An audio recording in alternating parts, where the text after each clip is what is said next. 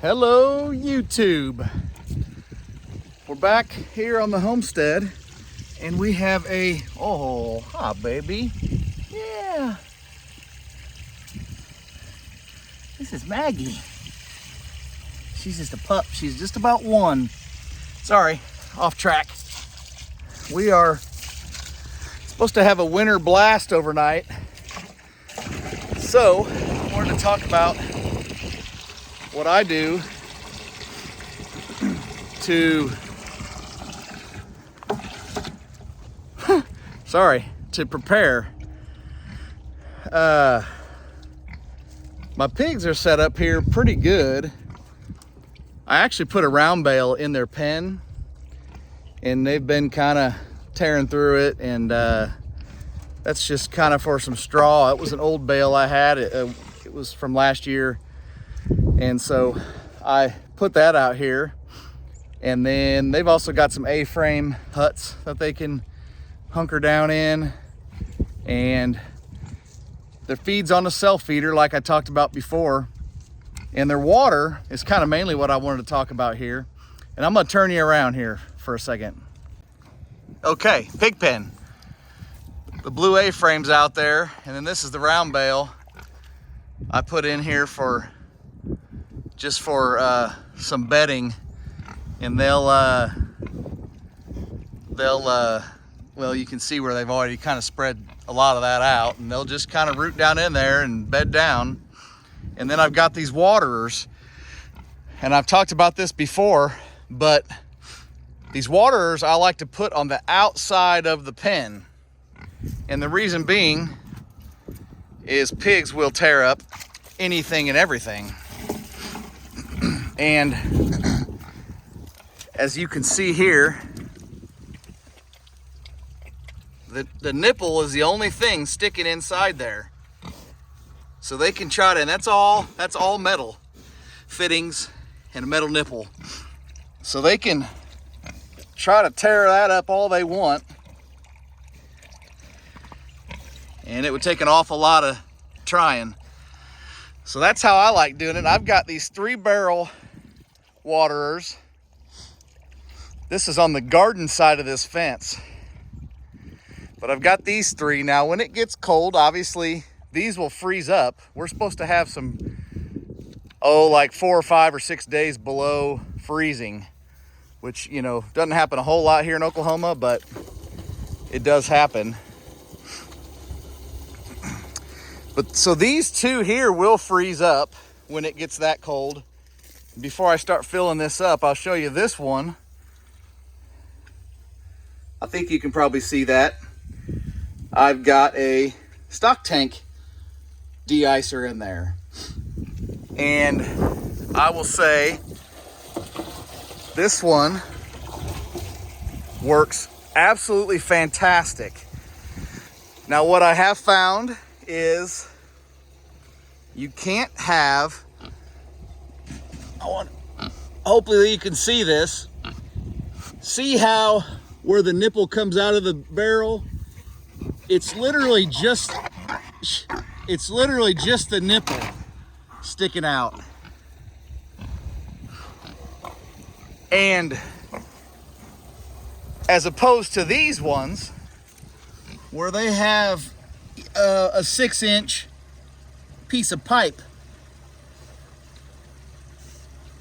before it attaches to the nipple. And even if I had a stock tank warmer in these 2, they would still freeze up because of that 6 inches worth of pipe is gonna freeze. Okay?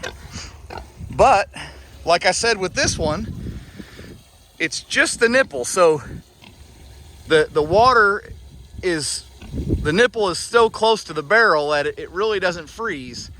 And I have had these things work down to 20 below, and I never had them freeze. And with that setting on the bottom, it's right close to where that nipple is. So that works out really well. So anyway, that's what I do for my pigs in the winter. Now, for the dogs, our 4 Great Pyrenees, yes, 4 Great Pyrenees. This is their dog house. Not bad, huh? We keep 2 buckets in here of water.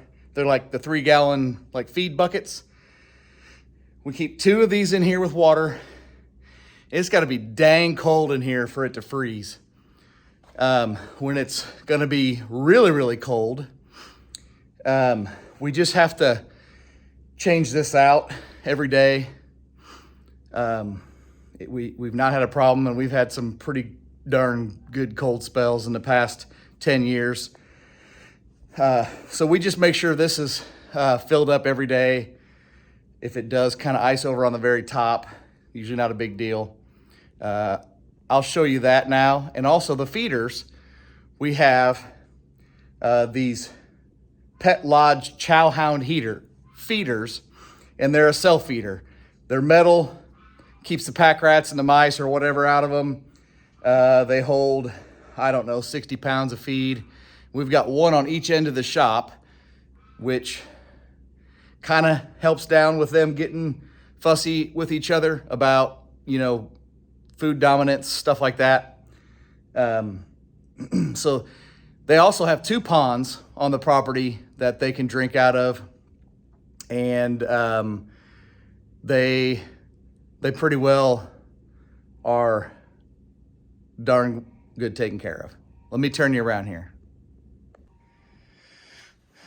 These are the buckets here we have for water. And this is that feeder. They just stick their head in there and get their feet out.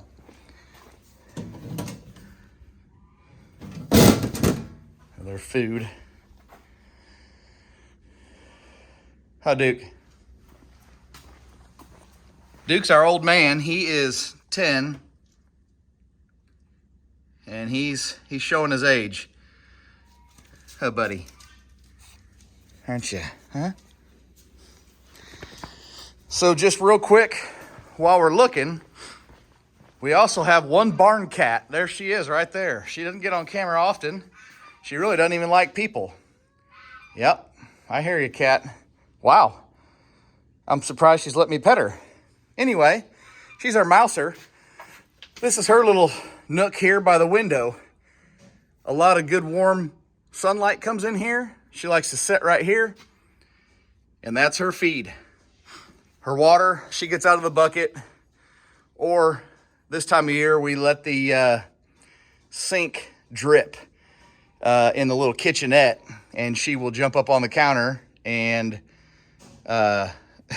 drink right out of the faucet. It's actually pretty comical. So that's her setup. Now this might be hard to see and might be hard to hear because of our guard goose. But my setup for our chickens in the winter time, I have just some rubber, I don't know, feed troughs or rubber, they're like big feed bowls. I have those in here where I can reach them from the garden hose here. And it's probably 50, 60 gallons of water all between the 3 of them.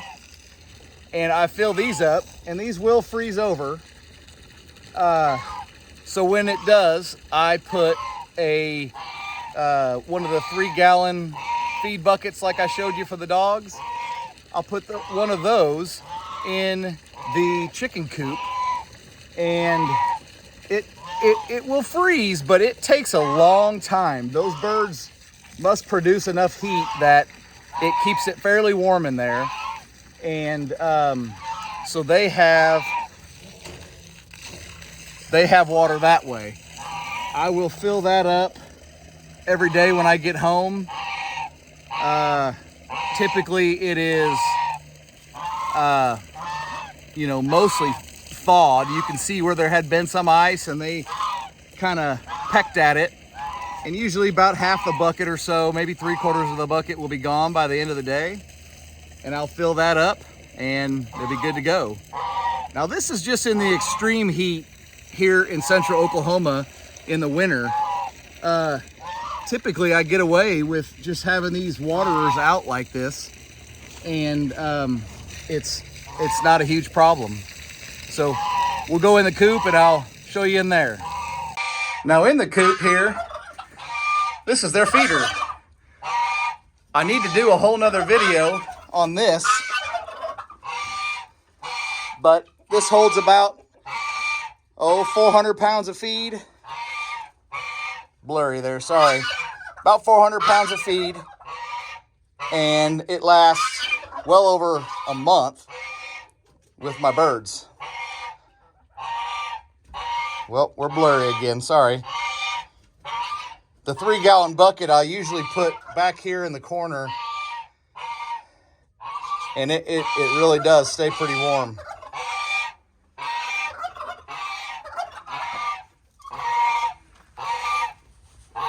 That's one fussy goose right there. Watch what he does as I turn my back here, kinda.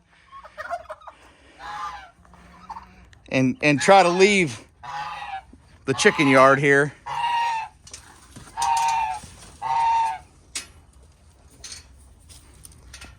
Well, he's not doing it. Usually he chases me out of here. Yeah, he didn't do it. All right, for our cows, it's supposed to be, I think, in the teens tonight, if I'm not mistaken. So it's gonna be pretty cold. So I typically just do grass only on the beef, but when it's this cold, they get some cattle cubes.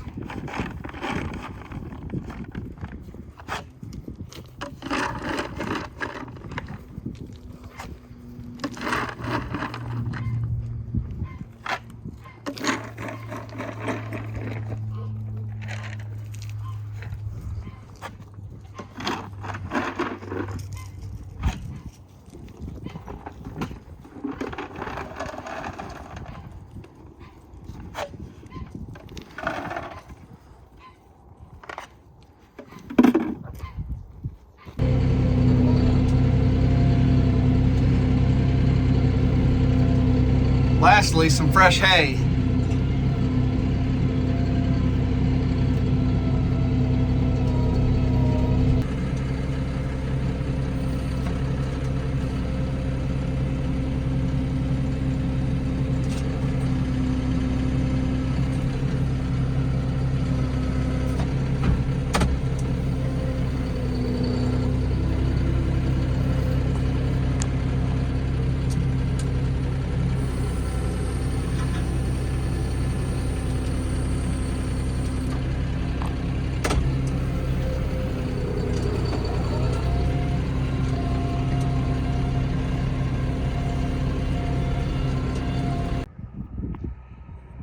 Now I always see people mainly on social media saying, you know, bring your animals in, it's cold. Well, yeah, it's cold, it's winter. But I just wanted to touch on real quick. I've got this big barn back here. It's a pole barn. The frame of it's made out of telephone poles. And it's 40 by 40. Now I got an old sawmill in there that takes up a third of it, but the rest of it is wide open for these cows. And they will not go in there. They will go in there, but they would much rather be off in these cedar trees here. That's why I left. Years ago, I cleared this pasture of all these cedar trees because they're invasive and they're fire hazard and they soak up all the groundwater. But I left these, maybe 6 or so, that were close up here to the shop and to the barn and right here, because these cows would much rather back up into these thick boughs of these cedar trees for cover from not just the cold and the wind, but from the snow and ice. They much prefer that. So I don't know, you tell me. I also have this loafing shed here So if I have to have a cow or two or whatever penned up here for whatever reason, I've got a little shelter too. I tell you, they much prefer this shelter and that barn in the summer just for shade. They will use the cedar trees as well, but they prefer that for shade more than they do for cover from the the cold and the wind and rain. Now, what I do out here for my water, I've got a pond over here that the cows can get to, but I close it off as much as I can because them, walking around the perimeter, it can do damage to your pond dam and just the edges of your pond. So I try not to let them in there, except for certain times in the summer. I'll rotate them through this front couple acres where this pond is, just so they can graze. But I don't use it as a regular source for like watering my cattle. I've got stock tanks in several locations, one in the barn, one on a water pumper windmill on the other side of the pasture. And then here next to this loafing shed, inside this box is a frost-free hydrant. And I've got it in this, it's just sheet metal that I've just bent, and it's very rudimentary, but on the inside of this is 1 inch thick foam that lines that little box. And I've got on the other side of this wall right here, I've got a couple of plugs coming through this wall, and they go up to there. This is hard to do when I'm backwards, where there's an outlet. So infrastructure is what saves your butt and makes your life easier. And I only did a lot of this stuff after I had my accident where I cut my hand, and I just had to simplify things as much as possible. So we spent the extra money and did the extra work to get a lot of this infrastructure set up. Now, inside this box, and it's just got a simple latch. This flips up, and like I said, it's got 1 inch foam on the inside there. And then this is the pipe, and I've just got like 1/2 inch water pipe inside here, and this is PVC, or it's actually 1/2 inch PEX. This PVC, it goes into there, into the automatic water filler. And this has spray foam inside of it, and it's all wrapped up here.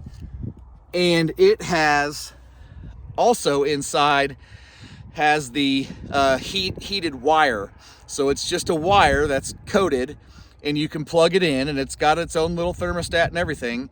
And when it hits 34 degrees, I think, temperature on that little thermostat, it'll kick on that they make heat tape or heat wire, and it'll keep inside this box, stays plenty warm. But this little bit of pipe that's exposed, it is in insulation, and then it's got that heat wire, and that keeps that pipe from freezing. You can also see here, I've got this,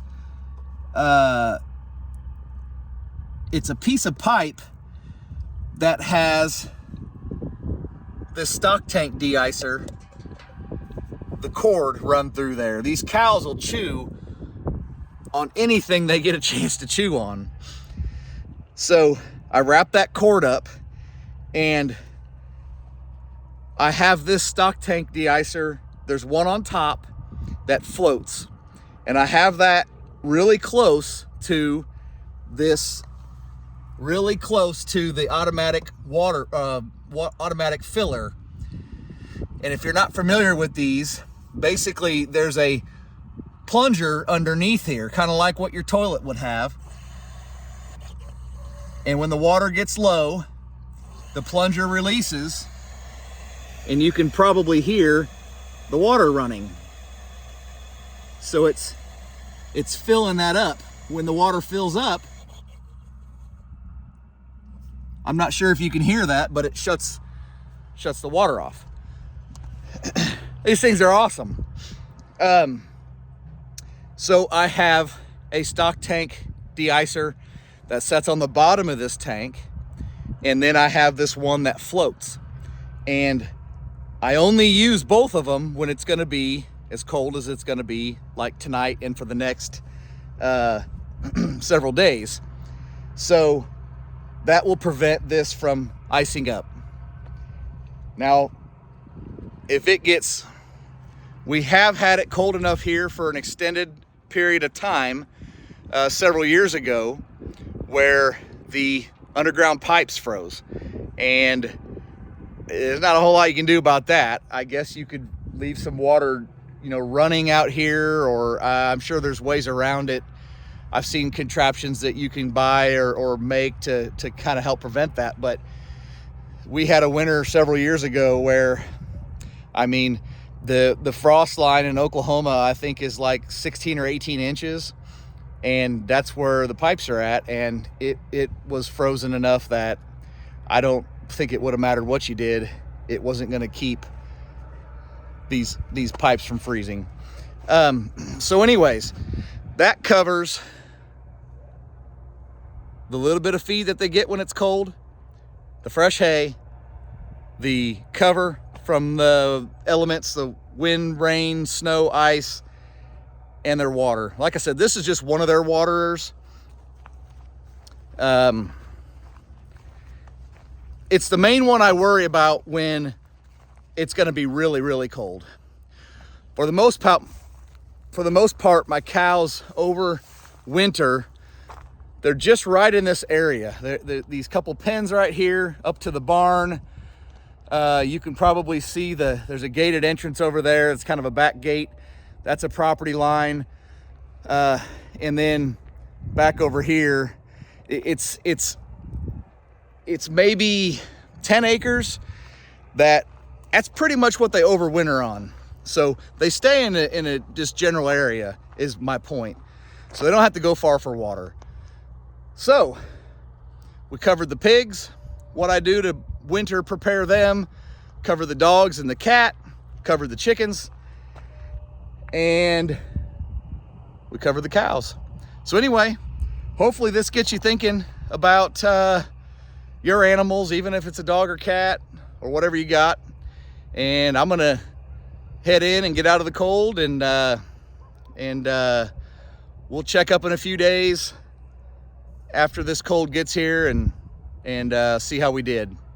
Until then, take care.